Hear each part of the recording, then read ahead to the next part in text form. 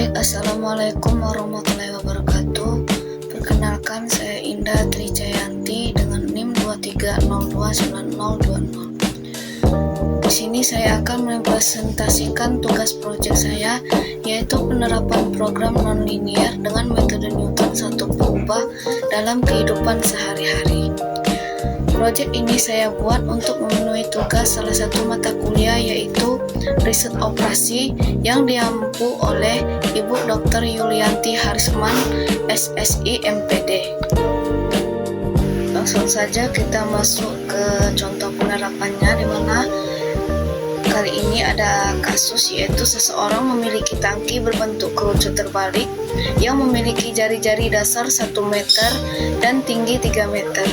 Nah, dia ingin mengisi tangki itu dengan air yang volumenya 2 meter kubik. Nah, dia ingin mencari tahu berapa kedalaman air yang diperlukan agar volume air mencapai 2 meter kubik. Selanjutnya kita ke penyelesaian kasus. Nah, tadi kan diketahui R atau jari-jarinya yaitu sama dengan 1 meter, H atau tingginya yaitu 3 meter. Nah, saat tangki terisi setinggi H, maka jari-jari R memenuhi kesebangunan, yaitu R sama dengan R per H sama dengan 1/3. Nah, volume air dalam kerucut itu rumusnya kan volume sama dengan 1/3 pi R kuadrat H. Lalu kita substitusikan nilai R sama dengan 1/3 tadi, sehingga didapatlah Pi sama dengan 1/3 Pi kali 1/3 kuadrat H. Maka didapat V per 27 H pangkat 3. Nah, tadi kan kita ingin mengisi tangki itu dengan air yang volumenya 2 meter kubik. Maka V per 27 H pangkat 3 itu sama dengan 2. Nah, V per 27 H pangkat 3 sama dengan 2 ini kita buat sama dengan 0, maka didapatlah bentuk fungsinya, yaitu FH sama dengan V per 27 H pangkat 3 dikurang 2. Misal di sini kita gunakan epsilonnya yaitu 0,001. Nah, yang ditanya itu kedalaman air atau H-nya. Nah, kan tadi kita sudah dapat bentuk fungsinya, yaitu FH sama dengan V per 27 H pangkat 3 dikurang 2. Nah, karena di sini kita ingin menggunakan nilai F aksen H, maka kita cari turunan pertama dari FH. Maka didapatlah F aksen H yaitu V per 9 H pangkat 2. Nah, di sini kita misalkan tebakan awalnya H0 sama dengan 2. Kita masuk ke iterasi pertama. H0 tadi kan sama dengan 2. Selanjutnya kita cari H1. Rumus untuk mencari H1 yaitu sama dengan H0 dikurang FH0 per F aksen H0. Berarti kita cari dulu nilai FH0-nya.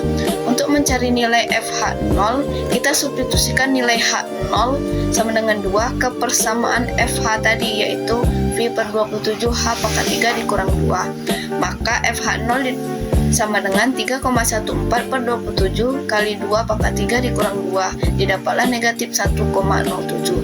Selanjutnya kita cari nilai F aksen H0 dengan cara substitusikan nilai H0 sama dengan 2 ke fungsi F aksen H tadi, yaitu Pi per 9 H pangkat 2. Maka F aksen H0 sama dengan 3,14 per 9 dikali 2 pangkat 2, didapatlah 6,28. Setelah kita mendapatkan nilai FH0 dengan F aksen H0, kita substitusikan ke rumus untuk mencari H1 tadi. Maka H1 sama dengan 2 dikurang negatif 1,07 dibagi 6,28, maka didapatlah H1-nya yaitu 2,170. Sekarang kita cari selisih H0 dengan H1-nya.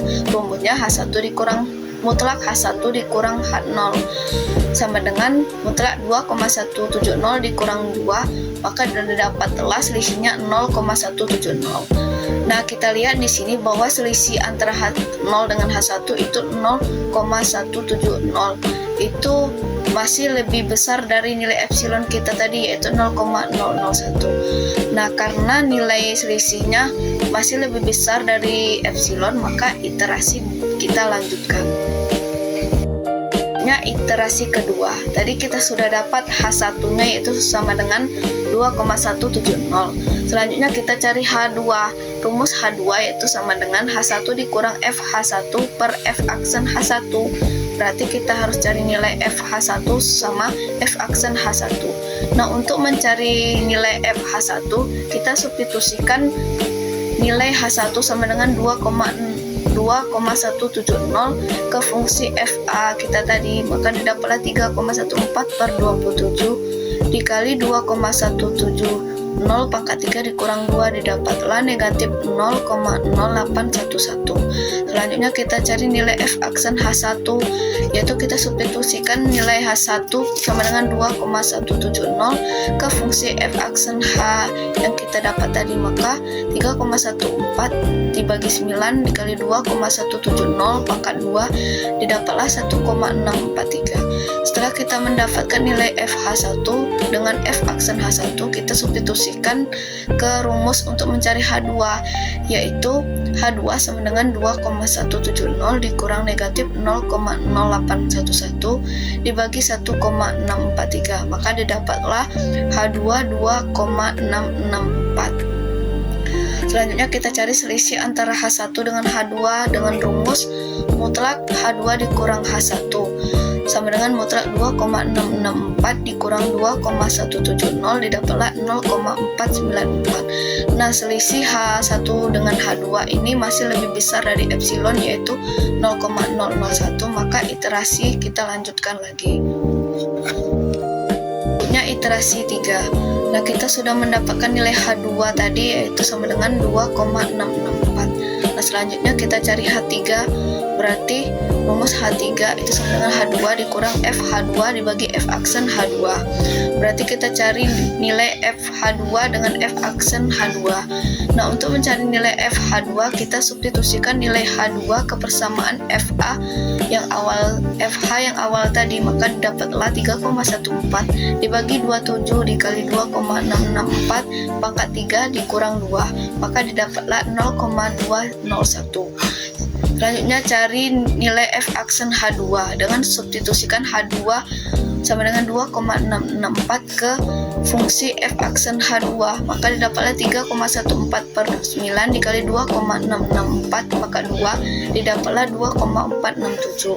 Setelah mendapatkan nilai FH2 dengan F aksen H2, kita substitusikan ke rumus untuk mencari H3, sehingga didapatlah 2,664 dikurang 0,201 dibagi 2,467 didapatlah 2,583. Selanjutnya kita cari selisih antara H2 dan H3 dengan rumus mutlak H3 dikurang H2 sama dengan mutlak 2,583 dikurang 2,664 sama dengan 0,081.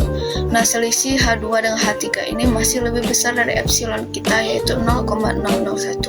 Maka iterasi dilanjutkan lagi. Berikutnya iterasi keempat. Nah, tadi kita sudah mendapatkan nilai H3 sama dengan 2,583.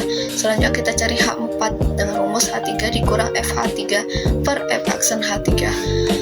Sekarang kita cari nilai FH3 dan F aksen H3.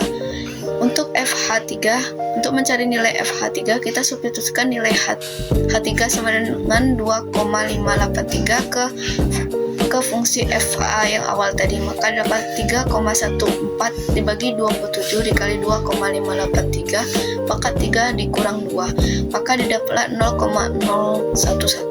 Selanjutnya untuk cari nilai F aksen H3 dengan substitusikan nilai H3 sama dengan 2,583 ke fungsi F aksen H yang awal tadi, didapatlah 3,14/9 dikali 2,583 pangkat 2 sama dengan 2,328.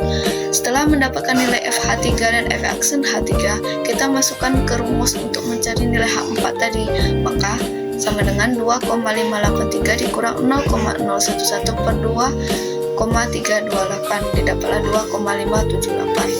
Sekarang kita cari selisih H3 dan H4 dengan rumus mutlak H4 dikurang H3 sama dengan mutlak 2,578 dikurang 2,583 sama dengan 0,005. Nah, selisih antara H3 dan H4 ini masih lebih besar dari epsilon kita, yaitu 0,001, maka iterasi kita lanjutkan lagi. Selanjutnya iterasi kelima. Tadi kita sudah dapat nilai H4 sama dengan 2,578. Sekarang kita cari H5 dengan rumus H5 sama dengan H4 dikurang FH4 per F aksen H4. Selanjutnya kita cari nilai FH4 dengan substitusikan nilai H4 ke fungsi FH yang awal tadi, didapatlah 3,14 per 27 dikali 2,578 pangkat 3 dikurang 2, didapatlah negatif 0,003. Selanjutnya nilai F aksen H4 itu sama dengan 3,14 per 9 dikali 2,578 pangkat 2 sama dengan 2,319. Setelah mendapatkan nilai FH4 dan F aksen H4, kita substitusikan ke rumus untuk mencari H5. Maka H5 sama dengan 2,578 dikurang negatif 0,003 dibagi 2,319 sama dengan 2,579. Selanjutnya kita cari selisih H4 dan H5 dengan rumus mutlak H5 dikurang H4 sama dengan mutlak 2,579 dikurang 2,578 didapatlah 0,01. Nah, karena selisih H4 dan H5 itu 0,01 sama dengan epsilon kita 0,001, maka iterasi kita berhenti. Dan untuk nilai H terakhirnya yaitu H5 yaitu 2,579. Jadi kedalaman air dalam tangki adalah 2,579 meter. Kesimpulannya, jadi kedalaman air yang dibutuhkan untuk mencapai volume 2 meter kubik adalah sekitar 2,579 meter.